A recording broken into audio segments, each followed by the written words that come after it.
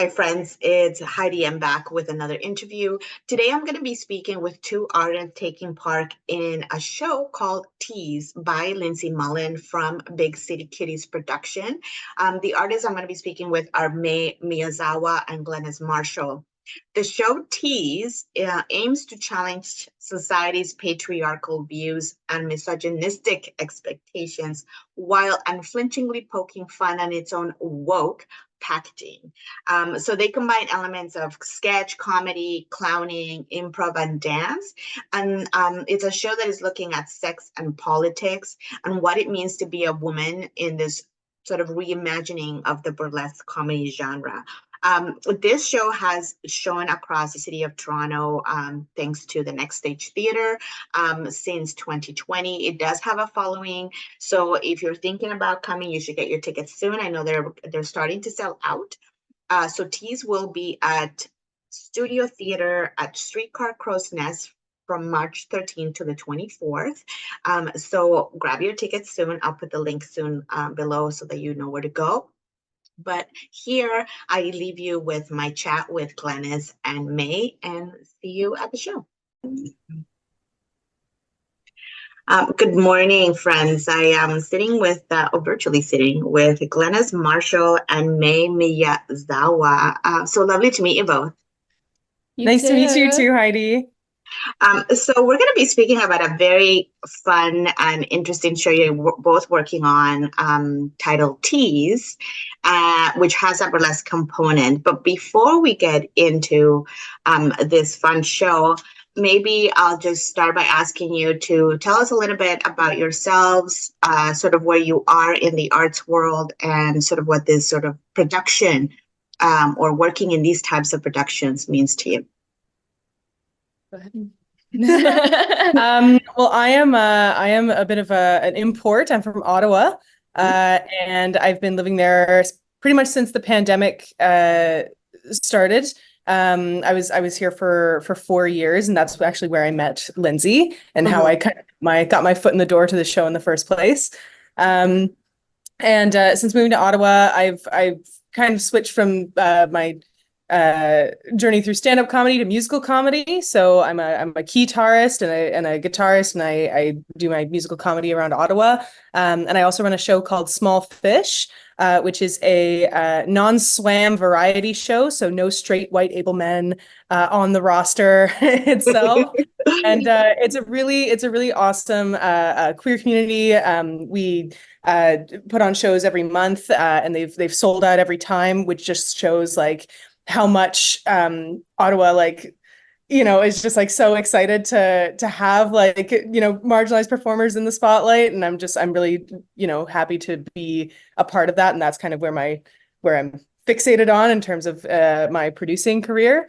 I'm an improviser and sketch writer as well, and I feel like in this show I'm able to showcase so many of the, like, us comics. I feel like we have so many little skill sets that we can, break out at any given time. And I feel like this show has allowed me to kind of spread my wings a lot in terms of what I'm able to showcase about myself and like what I can do. So that's really cool.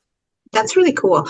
Glenys, did you always think that you were going to end up in this sort of type of comedy or improv or, kind of arts? People were saying hits for a long time. I grew up in like musical theater spaces, and I was always like at the Glee Club and everything. And every time I'd audition for a princess or the season of spring or something like that, I'd get donkey or the singing wardrobe or goose. So it was kind of like I was already cast in that comic relief. Like from a very young age. And then my older brother one day was like, well, why don't you just lean into it and try stand up, like try doing something with it. And I said, yeah, all right, I'll give it a shot. And I just loved it. It seemed like something that I could keep learning about and like really invest time into, and I wouldn't get bored of it. Like it was so rewarding to do it.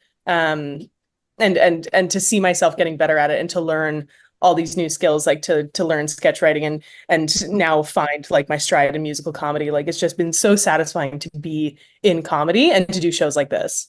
Right, right. Sounds really fun, actually. Thank you for sharing that. And May, what about you? Tell us a little bit about yourself. I come from a very different background. Well, I guess we started at the same kind of area where I'm come from music theater Hmm. background mainly. Before that was dance. So my main focus was dance. I started dancing when I was 3. Um, and I was like competitively dancing when I was Right. a kid. And my parents, my mom and my grandma specifically loved musical theater, and they would take me to musicals all the time. Yes. So my interest was always in that. So in college, I studied music theater, and I graduated at the beginning of COVID, so not the greatest time to start out. But yeah, I've been doing a bunch of theater stuff since I graduated. So this is my first time doing like anything like this. Like comedy show is not something that I saw myself in before. But yeah, like burlesque dancing is big part of what I do. Yeah, so other than theater, I dance in heels, stiletto heels. So Right. go-go dancing and like the sexy dancing is part of like my skill set. Yes. So it's cool to see the three of us come together and collaborating and bringing our strengths and sharing that with each other Right. and sharing the skill set, sharing the knowledge and um yeah, being able to work together in that sense. It's a pretty cool process. Never experienced that before.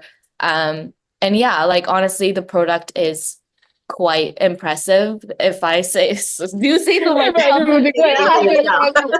I think we're well matched because like we're Yeah. kind of two sides of the same coin. You have like you're very naturally funny and you're very theatrical, but like your bag is in dance, and I'm kind of the flip side where like I have danced, but I feel like we've just learned so much Yeah. being in this process, like from each other and from our team. Like it's just yeah, I feel like a much For more sure. accomplished Yeah, artist. it's so interesting. And yeah, like obviously, other than theater, I do like obviously living in Toronto, just doing theater full time is not really a thing.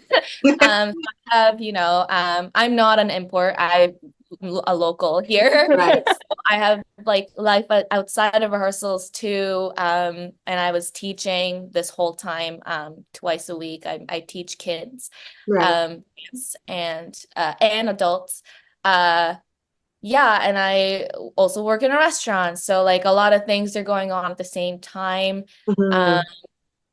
but yeah, it's kind of interesting also to like come here and, you know, spread eagle all day and leaving rehearsal, going to I know. teach 3 to 5 year olds Yeah. dance.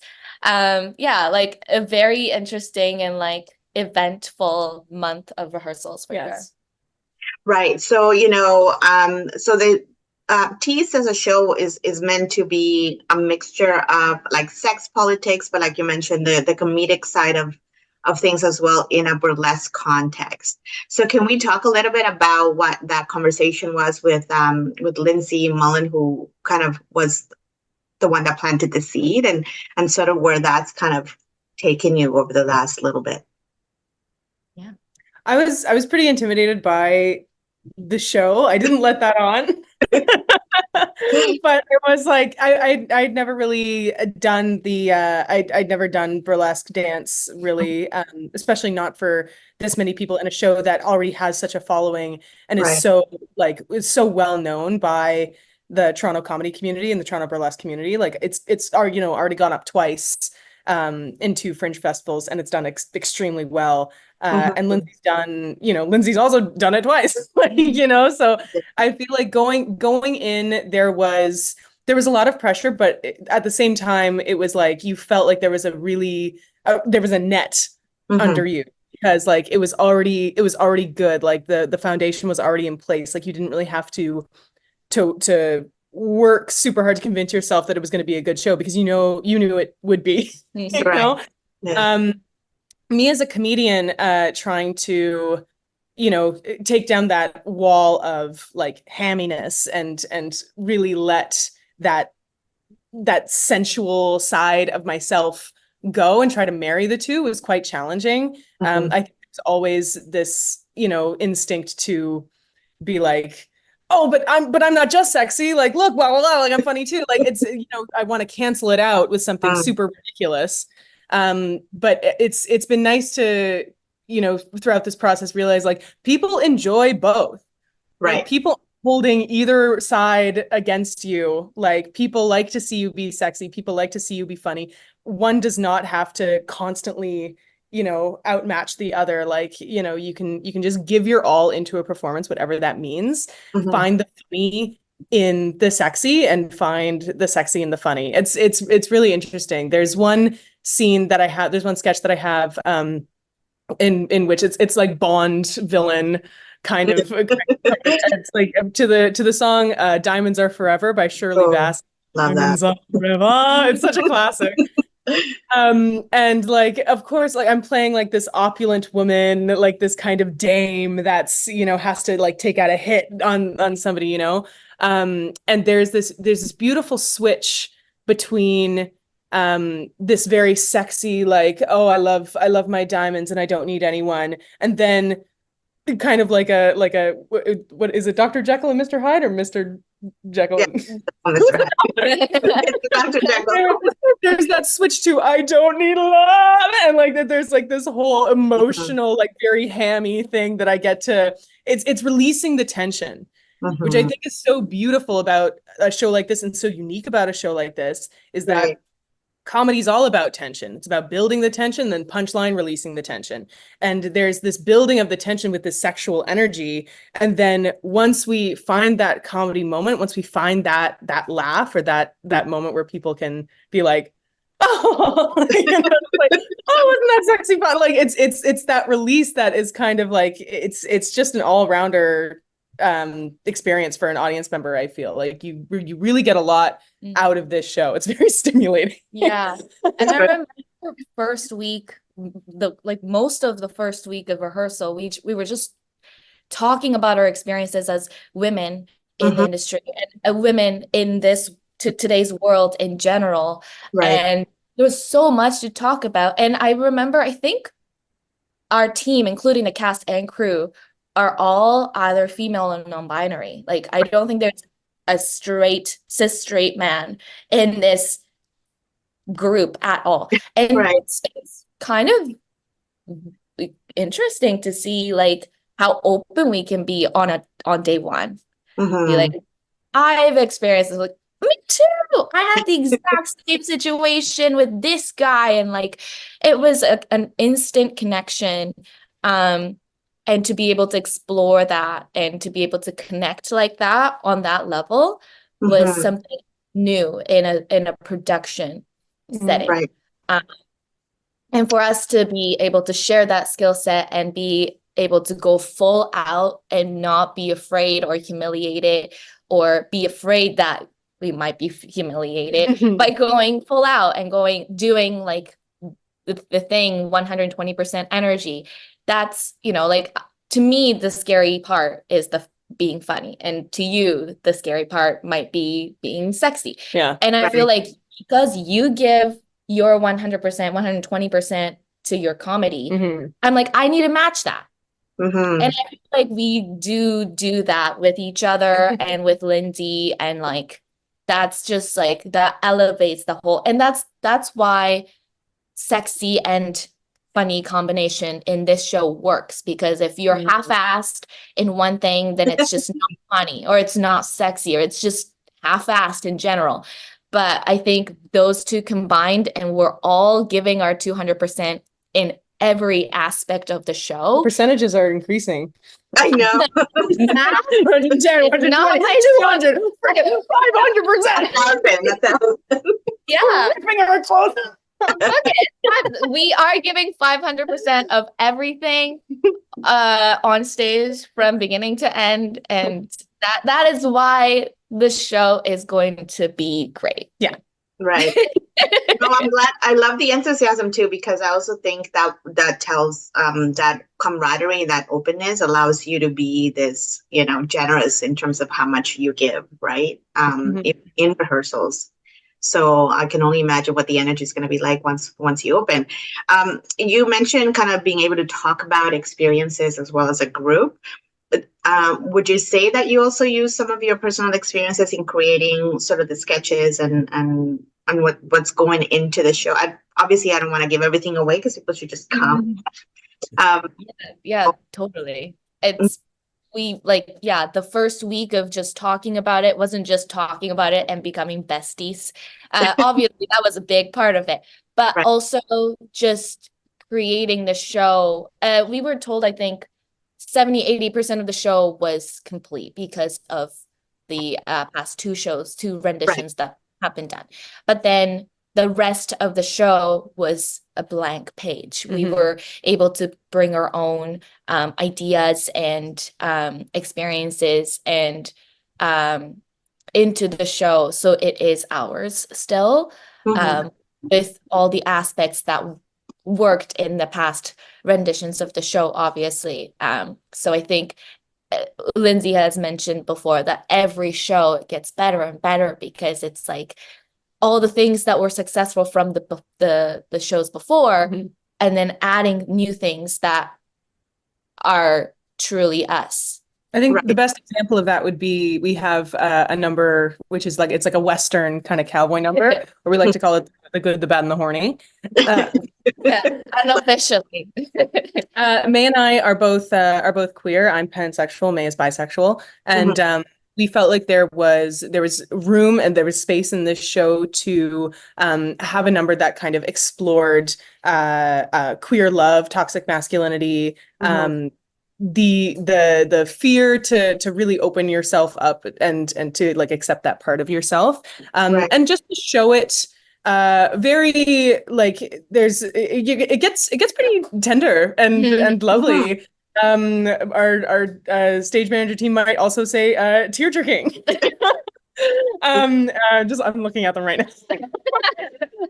But it was a way for us to really offer our perspective and to have that part of ourselves represented in the show.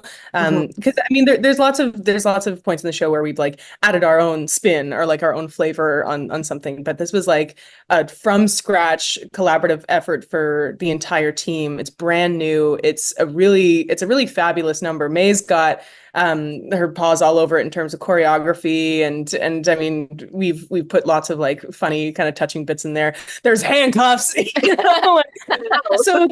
it's just this really joyful scene, and it's very gay, and it's just, I think the audience will really appreciate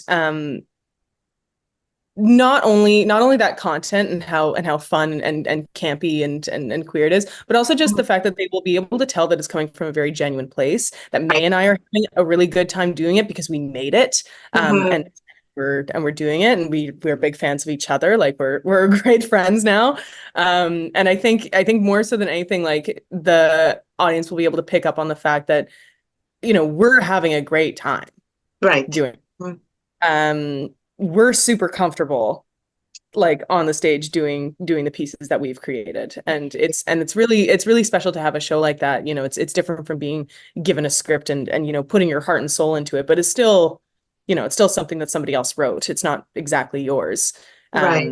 This is ours. We feel although the show was mostly complete, we still feel like we have a lot of ownership and a lot of our name. And we're ourselves in the show. Yeah. Right? Obviously, we're introducing ourselves as May and Glenys and Lindsay. Yeah. And the audiences will walk out of the theater knowing who we are. Yeah. As people, not just the characters on stage. They will be walking home and oh, remember Glenys from the show, like, remember that one piece that, like, I'm not gonna spoil the show, obviously, but like, oh yeah, like, not just that, oh yeah, that funny one. Like, they will know at least 3 facts about who Glenys is, Mhm. and Right. it's coming from the Yeah, genuine. tall, funny, C cup, There you go. boom.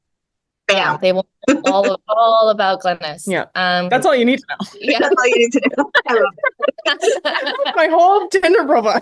There you go. I don't have a single picture of myself. Yeah.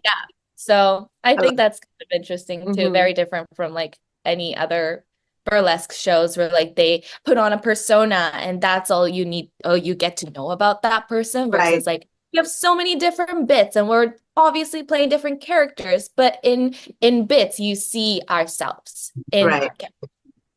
So. I mean, and I love that because there's room for all of that to exist, where if people want to just put on a persona and then the audience gets to be in that fantasy and go for that ride, it's great.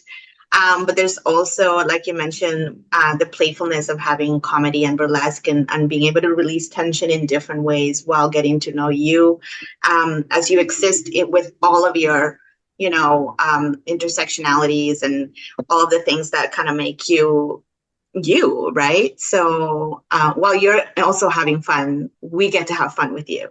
So I think that's sort of like the nice thing about these types of shows that like TEASE does. And I'm hoping that the audience will also be, I know the audience, there's a following and they'll interact back. I always try to say to people, like, make sure you give the energy back because I think that feeds you as well. And I wanted to ask you in terms of now that you're we're ready to start because it starts next week.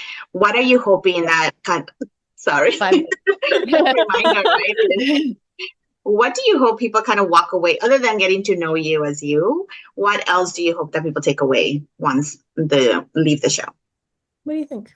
That we could just talk about it. There's no shame in talking about anything you're feeling or about sex, about social issues that make you uncomfortable. Mm-hmm. Like there's no shame in talking about it with people and exploring it and finding your place in that. Like if you're the kind of person that feels uncomfortable about it and not want to talk about it, great. That's who you are, and that's just discovering that yourself is already one step forward, I think. But like if anyone's feeling, oh, I don't want to, I want to talk about it, but I don't know how to approach it. I don't know if people are going to be comfortable. I feel like we give those people a safe place to explore and, in times laugh about it, in times cry about it, feel things about it, and connect and relate. And also at the same time seeing the same things from another perspective. Maybe we have a different opinion on the same issue, or maybe we have different perspectives or different experiences through that. So either way, I think they're going to be inspired in some sort of way to feel things and feel safe to explore that part of them. Mm-hmm. That's great.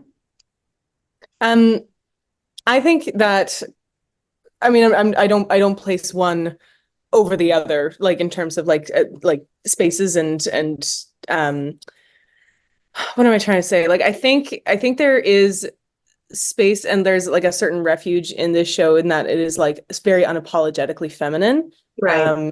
And it kind of encapsulates the nice parts and the not so nice parts of just like of being a woman. And I think that people will come in for the fun and the costumes and the burlesque, and they'll have a few laughs. It's very funny. Like there's some audience participation. Like there's like so many fun aspects of the show, and I hope that like almost unconsciously they will come away with maybe a bit of a deeper perspective, or even the satisfaction that they got to know us so well. Mm-hmm. Because like even that will affect how somebody moves through the world more so than, being inside of a lecture hall or, doing like a women and gender studies course. Like obviously, Right. please go do a women and gender studies course. Like Someone has to do it, right? Nothing but positive things for you. But I think for somebody who, is not on that track, but is on the track to see this show, I'm hoping that at least for, some of the parts in the show where it gets a little heavier, that they will already have that space in their heart open to receive that, since we're giving so much of ourselves right off the top. Like we're shaking, we're shimmying, we're laughing with them, like we're really putting out like all this joy. And when we get to those heavier moments, I'm hoping that because their hearts are already open to us, that they'll be able to ingest that in a way that doesn't like bring down the show or their mood when watching the show, but almost just kind of like infiltrates their psyche a little bit. Right. They come out, thinking they just saw like a super funny show where they got to see, fun costumes and boobs. But then it goes a little deeper, almost subconsciously. Because sure. we really did bear it all. Yeah. We do a talk back at the end of every show. Oh yeah. Thank you for mentioning that. Yes. Mm-hmm. Yeah. So people can, like, if they have feelings about our show, or like they do. They will. Well, hopefully. I don't know. Lindsay has told us that they will. They will. Amazing. But yeah, like there is an opportunity where they can literally share about how they're feeling or what they thought of the show right after the show with all of us. And like, if they have any questions, that you can obviously ask us and stuff. But I think it's when you come out of a theater, when you see a show, if you're with somebody, the first thing you do is talk about the show. Talk about it. Mm-hmm. Oh, what did you think about that part? Or like, what did you think about this girl? Or, and I feel like being able to do that with us who were in it and created it would be a fun thing to do. And like, for sure. That experience. Get a bit of the lore, I love when you like finish watching a TV show and you just go and look at all the cast interviews and everything. Yeah. Like, I knew it. I knew that's why they put that song there. I knew it. I knew that was the symbolism that I thought that. Yeah. I feel seen now. Yeah. Maybe they'll want to come see it again. No, right? Right? Mm-hmm. True.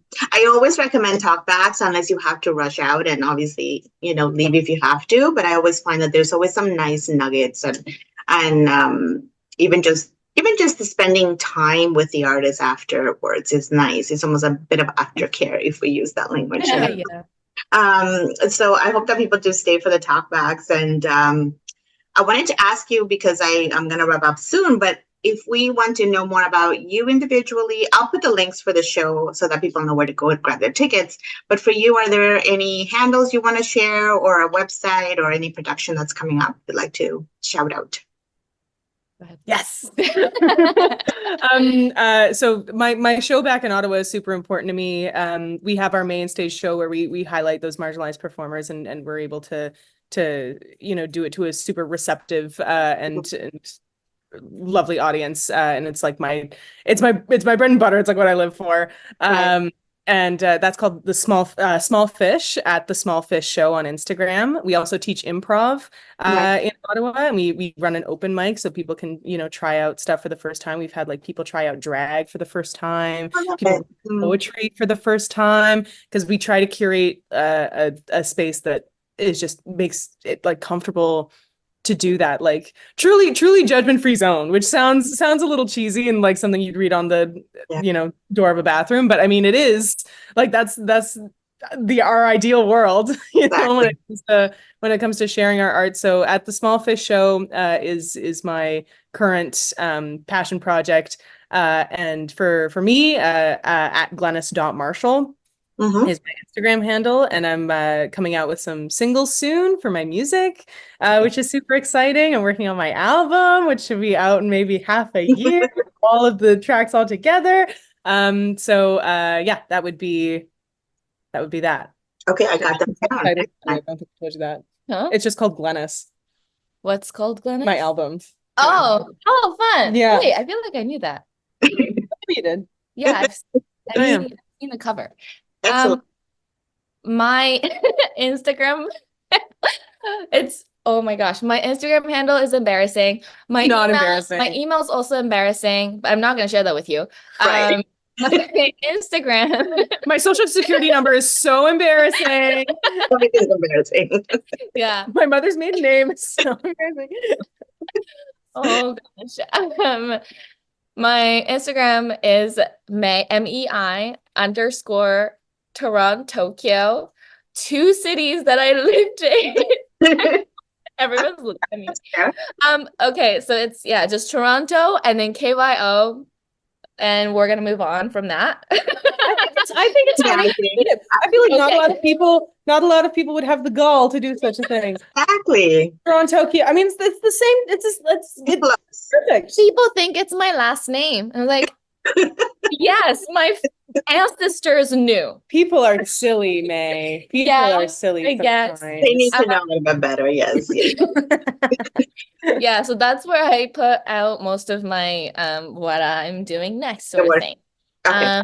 But I am in a show in July and August. I don't even know if I can talk about it yet, but it's gonna be on my Instagram, so follow me. We'll just check. And yeah, and then I also have a dance program that I teach, theater jazz dance program, and that also has an Instagram handle, and it is all that jazz, all in one word.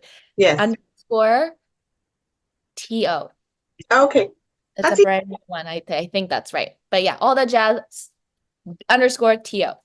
Amazing. So I'm that's so sorry, Heidi. I wanted to mention as well. I'm in a theater collective called Trip the Light Theater. yes. At Trip the Light Theater.